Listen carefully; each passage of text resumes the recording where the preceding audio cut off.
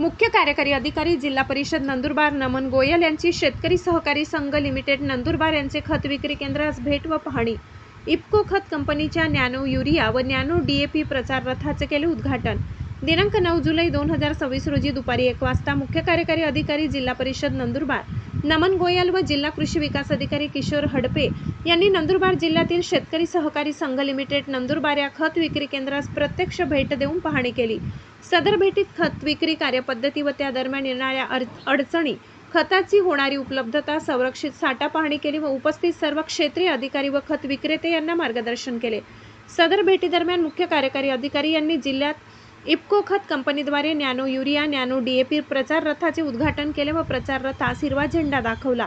शेतकऱ्यांना nano urea, nano डीएपीचे महत्त्व पटवून देऊन जास्तीत जास्त शेतकऱ्यांपर्यंत पोहोचविण्याच्या सूचना दिल्या।